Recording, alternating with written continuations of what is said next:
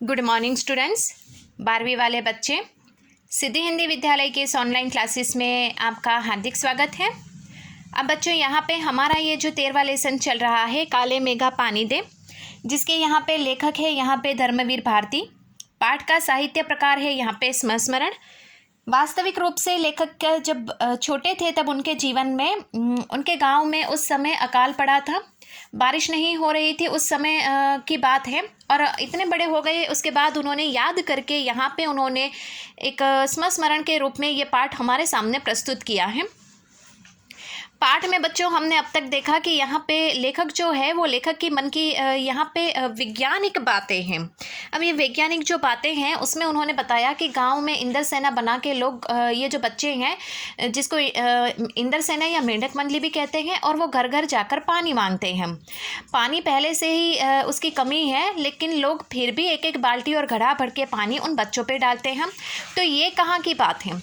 लेखक समझते हैं कि ये एक अंधविश्वासु और पाखंडी बात है। अगर इंद्र भगवान इस तरह से प्रसन्न होते हैं तो इंद्र भगवान क्यों नहीं इन्हीं को पानी दे दे, ताकि घर घर जाकर पानी इनको मांगना ना पड़े और पानी इस तरह से बर्बाद ना हो। लेखक ये भी कहते हैं कि जो जीजी है, पाठ के भीतर उन्होंने इस पात्र का उल्लेख किया है, उनके साथ उनका कोई घर जैसा मतलब रिश्ता तो नहीं है, खून का रिश्ता, लेकिन ये जो जीजी है वो उम्र में काफ़ी बड़ी है, उनके बेटे और बहू हैं। उनके प्रति भी उनको इतना प्रेम नहीं है जितना प्रेम ये लेखक के प्रति है। जीजी जो है वो अपने जीवन में सारा जो पूजा पाठ विधान अनुष्ठान जो भी है, रीत रिवाज त्योहार छठ पूजा, ये सब लेखक के हाथों करवाते हैं, क्योंकि लेखक के प्रति उनको बहुत स्नेह है। और वो ये समझते हैं कि जो पुण्य है वो पुण्य इस बच्चे को मिले, ताकि वो अपने जीवन में खुशी से रहे। लेखक तो यहाँ पे ये जो सब अंधविश्वास वाली बातें हैं उसको ही उखाड़ के फेंकना चाहते हैं, लेकिन यहाँ पे जो रिश्ते होते हैं, जो जिसके साथ स्नेह होता है, उनके विरुद्ध में हम नहीं जा सकते। दूसरी एक बात कि ये जो इंद्र सेना में जो यहाँ पे बच्चे हैं वो लेखक के उम्र के ही है, और ये गांव में जो ये इंद्र सेना है, ये इंद्र सेना कुमार सुकुमार ये जो बच्चे हैं, उन्होंने लेखक को अपने इस जो यहाँ पे कुमार सुधार की जो सभा है, यहाँ पे कुमार सुधार की जो सभा है उसका उन्होंने बच्चों ने यहाँ पे लेखक को उपमंत्री बनाया है। इसी नाते भी लेखक यहाँ पे कुछ बोल नहीं सकते। अब यहाँ से बच्चों हमने पढ़ा था, लेकिन हमारा समझना यहाँ से बाकी था, समझाना बाकी था। लेकिन इस बार मैंने साफ इनकार कर दिया, नहीं फेंकना है मुझे बाल्टी भर भर कर पानी इस गंदी मेंढक मंडली पर। जब जीजी बाल्टी भरकर पानी ले आई, उनके बूढ़े पांव डगमगा रहे थे, हाथ कांप रहे थे। तब भी मैं अलग मुंह फुलाए खड़ा रहा।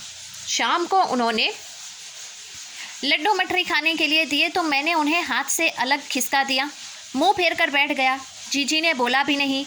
पहले वे भी तिमतिमाई यानी थोड़ा सा गुस्सा, लेकिन ज़्यादा देर तक उनसे गुस्सा नहीं रहा गया। पास आकर मेरे सिर अपने गोद में लेकर बोली, देख भैया, रूठ मत, मेरी बात सुन, यह सब अंधविश्वास नहीं है। हम इन्हें पानी नहीं देंगे तो इंद्र भगवान हमें पानी कैसे देंगे? मैं कुछ नहीं बोला।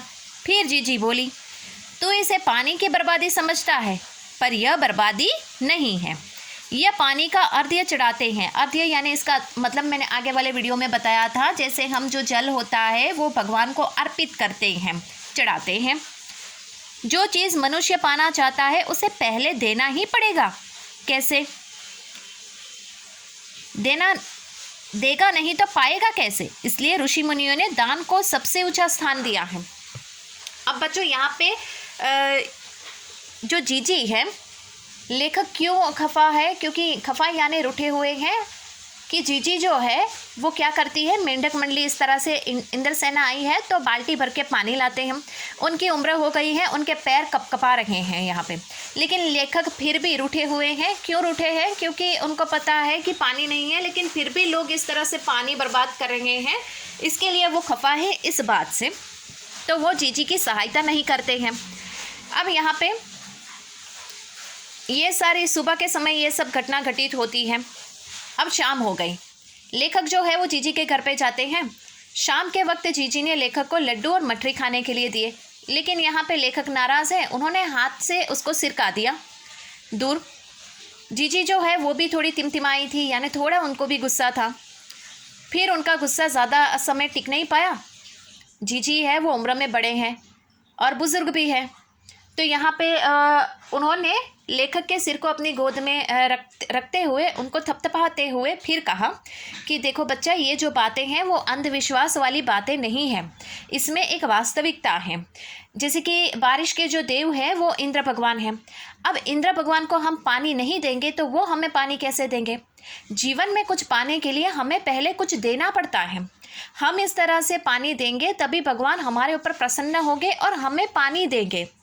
हम इस तरह से, जो मनुष्य जो चीज़ पाना चाहता है पहले उसको वो देना पड़ता है, देगा वही तो ही भगवान उसको फिर वापस देगा। हम जैसे कि पहली बार कोई चीज़, हमें कोई पानी होती है तो हमें कुछ त्याग बलिदान करना पड़ता है। भगवान हमारा त्याग बलिदान देखते हैं, फिर हमें उसका परिणाम अच्छा, उसके जो फल होता है वो मिलता है। हम कुछ लुटाएंगे ही नहीं, हम कुछ त्याग बलिदान ही नहीं करेंगे, हम कुछ देंगे ही नहीं तो भगवान हमें कैसे देंगे?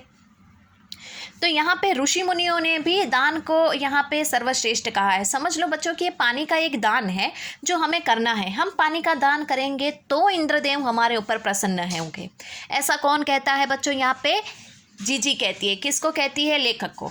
वो लेखक अभी छोटे हैं तो वो रूठे हुए हैं, इसके लिए वो कहते हैं कि पानी ये बर्बाद नहीं है, पानी तो अर्घ्य है। अर्घ्य यानी कि जैसे कि हम सुबह उठकर सूर्यदेव को पानी चढ़ाते हैं, जल चढ़ाते हैं, शिवलिंग के ऊपर दूध और पानी का अभिषेक करते हैं, उनको भी अर्घ्य चढ़ाते हैं हम। तो यहाँ पे उनको ये अर्पित करना पड़ता है ताकि हमारे जीवन में भी उसी प्रकार से सुख शांति बनी रहे। ये तथ्य है, ये वास्तविकता है जिसको हम नकार नहीं सकते।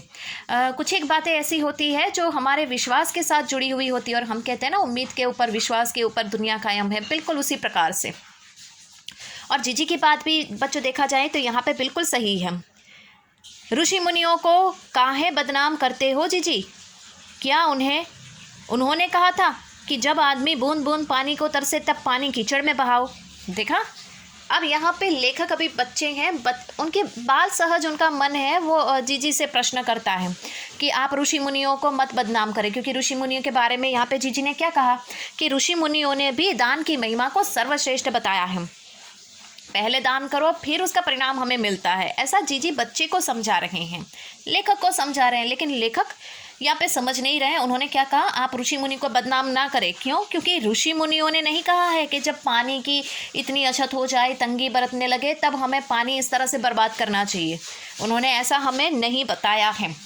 तो यहाँ पे बच्चों, ये जो लेखक है वो अपने जीजी के साथ ये विश्वास और विज्ञान के ऊपर बहस कर रहे हैं। ये मुद्दा देखा जाए तो ये डिबेट में भी रखने वाला मुद्दा है कि एक तरफ इंसान का विश्वास है और दूसरी तरफ यहाँ पे विज्ञान। इंसान का विश्वास है, संस्कृति, रीत रिवाज है, वो अपनी जगह सही है, या फिर जो विज्ञान कहता है वो अपनी जगह सही है। यहाँ पे जीजी जो है वो रीत रिवाज अर्थात दान, ये बातों में ज़्यादा विश्वास करते हैं, और यहाँ पे जो लेखक है वो लेखक यहाँ पे वैज्ञानिक बातों में विश्वास रखते हैं।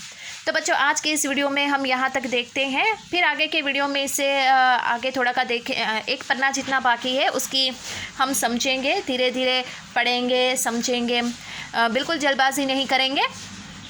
और जो स्वाध्याय के प्रश्न उत्तर है उसकी चर्चा हम जब भी करें बच्चों, कोई भी क्लास हो, जैसे कि 10वीं, 11वीं, 12वीं, तो आपको वो प्रश्नोत्तर अपनी कॉपी में लिखने हैं। जब भी प्रश्नोत्तर की हम चर्चा करेंगे तब तो मैं बताऊंगी, लेकिन जब जब ज़रूरत पड़ी तब तक मैं बताती जाऊंगी कि प्रश्नोत्तर तो आपको अपनी कॉपी में बनाकर लिखने पड़ेंगे।